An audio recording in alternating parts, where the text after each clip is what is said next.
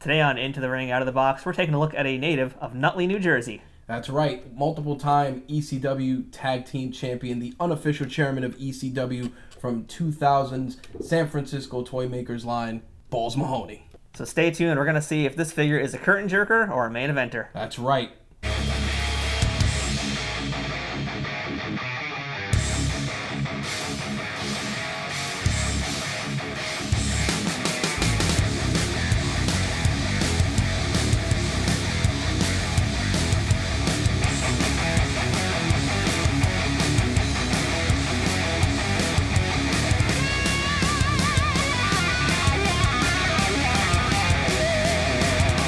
Hey, this is Matthew. And this is Rich from RageWorks. Welcome to Into the Ring, Out of the Box, the show where we take a look at wrestling toys from all sorts of organizations, all places, all companies, and all violence all the time, because this is extreme. That's right. Into the Ring, Out of the Box. And continuing our look at the ECW original San Francisco Toymakers line, we've got this guy right here. Yep, the one and only unofficial chairman of ECW, Balls Mahoney. Multiple-time tag team champion, tag team title reigns with Masato Tanaka, who was awesome, and Spike Dudley. And he also was in WWE's reincarnation of ECW for a brief period. He actually was accompanied at one point to the ring by Francine, another crazy ECW original, which was pretty awesome considering how that product wasn't really done justice. But nonetheless, Balls was a great fit at the time because he had obviously a great crowd interaction with the Balls chants, and cracking people with chairs never gets old. But unfortunately, his style didn't really mesh well with WWE, and he was kind of in and out of there. Yep. Pretty quickly with the whole WWE ECW thing. So. That's right. But at least he made it for a little bit. Got to collect some royalty checks. He did, and he actually, I believe he got chokeslammed by The Undertaker at one point, so he had to actually share the ring with Taker, which was kind of cool. Yeah, so he made it. There you go. And of course, we also have to mention that he was one half of the Hardcore Chair Swinging Freaks with Axel Rotten, whose figure we also just looked at recently. So if you missed that one, go ahead and look for it in our archives. That's right. Make sure to check for the link for that in the description for this video. So now I have to put it there because Rich has said that line. So the Balls Mahoney figure from San Francisco Toymakers, released in 2000, actually comes with his signature chair. He has a sticker as well, much like the other figures. The sticker is not him, but nonetheless, the accessories were always pretty consistent. But in his case, more than anybody, the chair is a necessity. Gotta have the chair. Yep. Nailed that one. And so this is from the Champion Clashers line, and I really do love this packaging, by the way. I'm a big fan of the Champion Clashers packaging in particular. As we spoke about in the other reviews, the card is identical to every other card in this wave. The only thing that changes is just the sticker and labeling in the front. Yep. So this would actually not be the only Balls Mahoney figure that original San Francisco Toymakers made. They actually did make a second Balls. That was part of the Thrill Zone line. But yeah, he managed to get a repaint. So how cool was that? He actually got himself a second figure, and pretty sure he also did get a Jack-specific ECW toy as well. How hard is it to find the repaint? It's actually super limited. They're actually about the same in terms of finding them. They're both actually pretty easy to get. This is the first release of him, so in my opinion, it's the better one. Typically, the repaints were not as good, with the exception of a few guys like RVD, Sabu, and New Jack's repaints. Those are pretty good, and Rhino's I'll say is also good. But beyond that, everybody else had a repaint were awful. Yeah, like Yellow Tommy Dreamer, and like there's a red shirt, just incredible. There's going to be later on a green shirted Just Incredible, a lime green Credible that never got released in the 2-packs. He never even wore a lime green shirt. He always wore like the black sleeveless and the jean shorts. Exactly. They did a lot of weird stuff with the repaints. That's pretty crazy. Yeah. Strange bit of trivia, the tombstone-shaped sticker that was included with this figure is of Balls Mahoney's former tag team partner, Axel Rotten, who we also reviewed in another video. Once again, tombstone-shaped. Both of these guys, unfortunately, are deceased. Yes, that's sad. And it is kind of funny that despite how many years of wrestling Axel Rotten did in ECW, he never won the ECW tag titles or any other belt in ECW, but Balls here is a multiple-time champion. which is crazy because Axel Rotten was there first. Yep, he was there for 93. Yeah, so to never touch tag team gold, considering he was in tag teams pretty much the entire duration of his career for the most part, is pretty insane, although he did have that Taipei death match, which will never get old. No, it won't. Definitely will. And these guys, too, they also had a nice rivalry as well. When they weren't tag team partners, they were beating the crap out of each other. Yep. Lots of chairs used there, too. Yeah, lots of gross stuff. Those are hard matches to watch. Yeah, they were not pretty, folks. Definitely YouTube those so you can see the carnage for yourselves. Or don't, depending how weak your stomach is. That is true. We've seen him in the package. Time to pop that bubble. And open him up! All right, we've got Balls Mahoney out of the package. Here he is loose on the stand in the ring. Yep. And it's actually a really good looking Balls Mahoney. Yeah, the figure is actually pretty spot on. Again, the tattoo work as good as can be expected. The jean style, the jorts, ripped accordingly. Classic jorts. That's it. Black boots, which is right, unlike Axel Rotten's silver boots that we saw in the previous video, and that weird knee pad. Yeah. So I mean, I gotta say this. I'm really impressed by the accuracy overall of this, like the shirt. The cut up jeans, 'cause that was like his weird signature thing that he did. Yep. But I don't know what's going on over here. A part of me wants to think that it's a knee brace, but I'm not sure because I don't think he wore a knee brace like that. It's almost like he's wearing leggings underneath his jeans, which he didn't. No, usually. He definitely did not. It's very strange. Yeah, it's very odd. And again, it's that weird silver color. I don't know what's up with this line, silver colors. They were just trying, I guess they had some extra paint, they had to use it.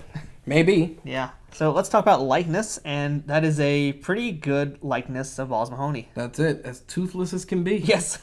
It's got all the piercings. It's got the hair color even. In the back you can see his head.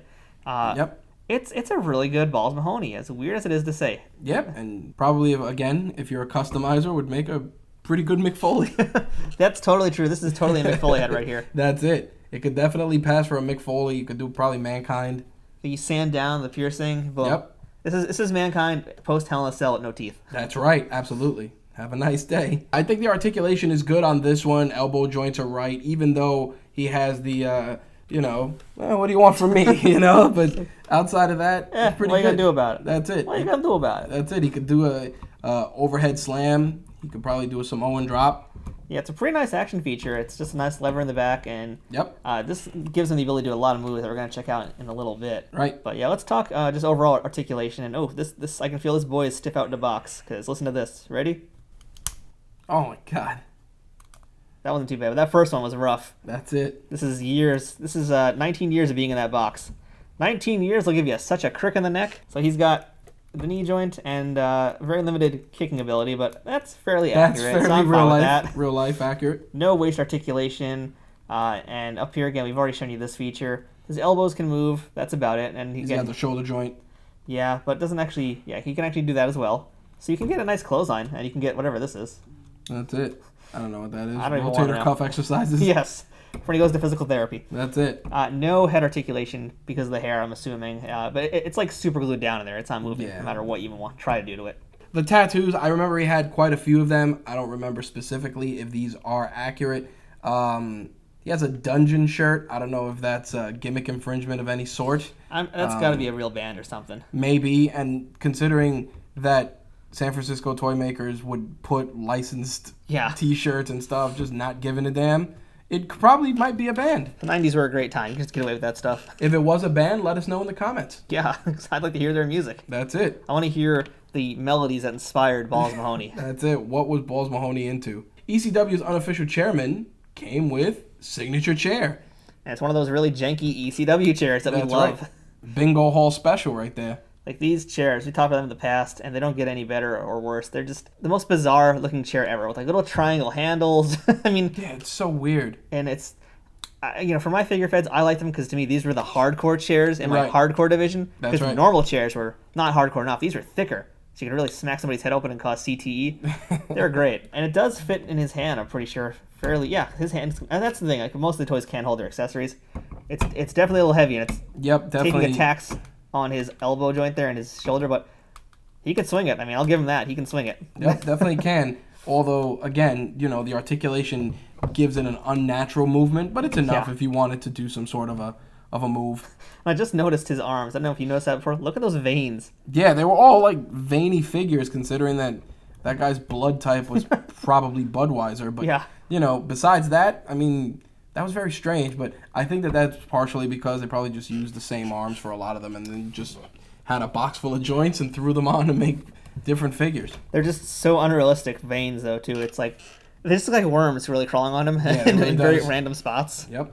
So Balls, we mentioned, also comes with stickers, and not just one sticker as we thought. It's actually a whole pack of stickers in here.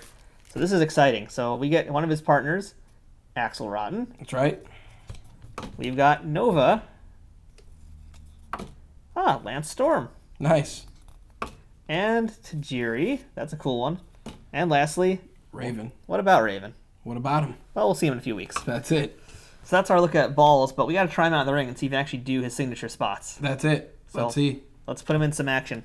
So, Rich, I think our victim, as always, should be the lovable Lance Storm. That's it. Whoa. Oh, goofy Lance Storm. That's right. He's so silly.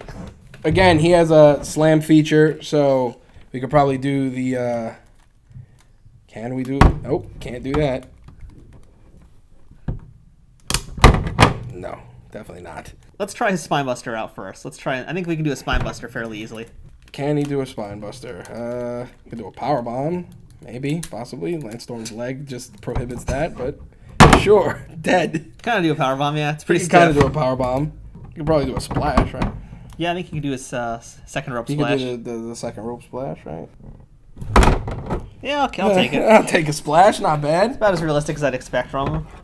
Let's see if you can do the Nutcracker Sweep, which would be kind of like a Rikishi driver setup. I mean, yeah, you can get him in the position for it. Yeah, you could actually do that. So we can do it here. Michinoku driver style. Yeah, we'll do it that way, It would sit into it. No, not really. Lance Storm just countered it and landed on top of him for the pin. That's it. But I think you could... The leg articulation, going back to what you were saying, kind of do that. Yeah, you can't really get a good Michinoku driver.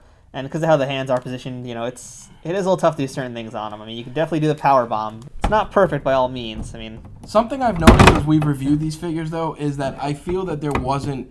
obviously, we could say... quality control testing in terms of just playability, because think about it, when a lot of these companies make these figures, they have kids probably test this out, because it'll help them work out some kinks.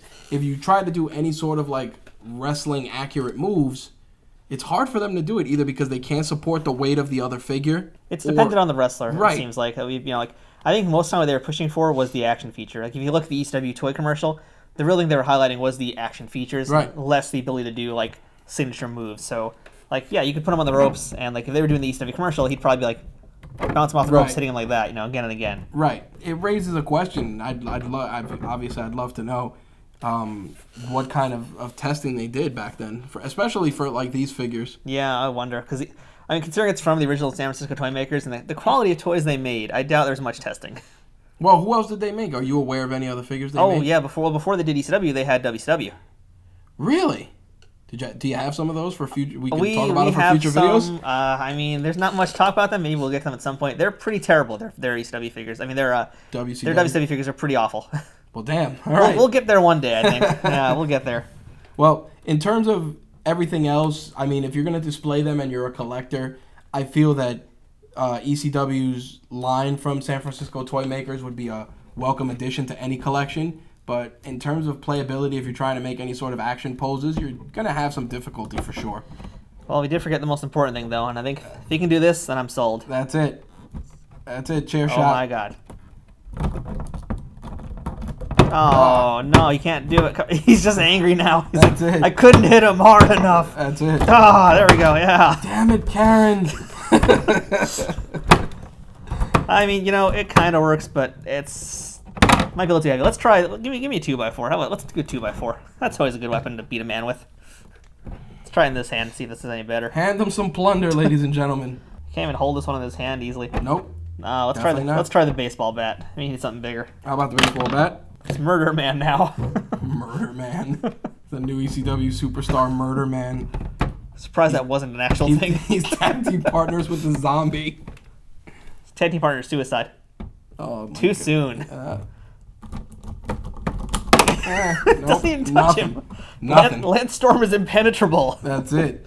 The seriousness. Well, we'll just get him out of the ring. That's it. Clothesline Lance Storm out of the ring? Sure, no problem. That's it. You're out of here, kid. So that's Balls Mahoney, ladies and gentlemen. So that's our look at Balls Mahoney. It's a good-looking figure. Playability is surprisingly much worse than I thought it was going to be. I thought it'd be really good with that feature he has, but... sadly not. The hands and the shoulders, the way they are, you can't do much. His shoulders are too far apart. His hands are in this weird position. Yep. You got to be creative, I guess. You can... at best, you can just cradle him, and that's... Like I said, for collectability's sake... definitely a good figure, an accurate representation of Balls Mahoney. But other than that, playability leaves much to be desired. And again, during this era, a lot of these figures, the playability was suspect, which is crazy. I feel like the 80s wrestling rubber figures had more playability. Oh, yeah. We hope you guys enjoyed this video. Make sure to hit that notification bell to stay up to date with all the latest and greatest videos from Nerd News today, including more Into the Ring, out-of-the-box action figure reviews. So I'm Matthew. I'm Rich from RageWorks. And thanks for watching this episode of Into the Ring, Out of the Box. Stay tuned for more episodes coming very soon. Jeez. And I will always love you. Oh my god. Well, that means this video's over, folks.